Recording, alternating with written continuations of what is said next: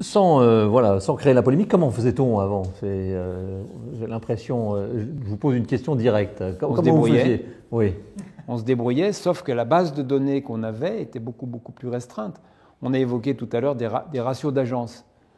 Jean-Pascal, chez Adret, nous, chez OTIS, on a des ratios d'agence, mais c'est les ratios d'agence. Là, vous imaginez le nombre d'informations complémentaires qu'on a, y compris sur des choses qu'on a fait moins souvent, donc avec une base de ratio moins riche. Là, on a une grosse base, donc ça veut dire qu'on va être capable justement de prendre du recul, de ne pas avoir le nez dans le guidon. Donc avant des ratios d'agence, et le risque, puisque vous parlez de pression sociétale, le risque c'est de surdimensionner. C'était peut-être même la pratique courante. Non. C'est pas c'était. C'est le sport national. C'est un sport national, qui n'est pas que chez les ingénieurs, hein, mais c'est ennuyeux, c'est très ennuyeux. C'est souvent plus qu'ennuyeux.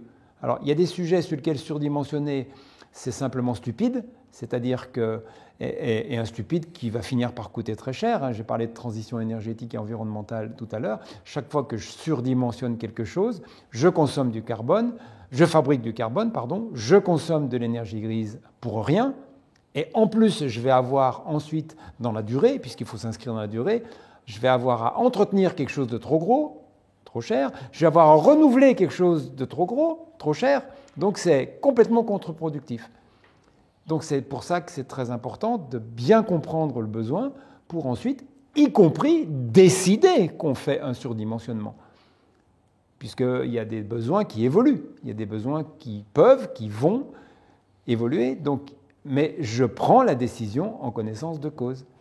Et si je fais du résidentiel, puisque vous avez parlé tout à l'heure d'un autre ouvrage qui parle du résidentiel, l'évolution du besoin sur le résidentiel, on peut imaginer que ça ne va pas être très important.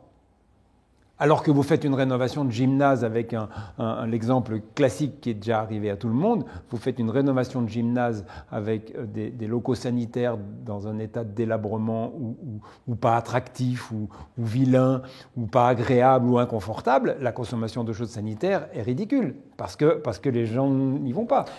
Nous y reviendrons.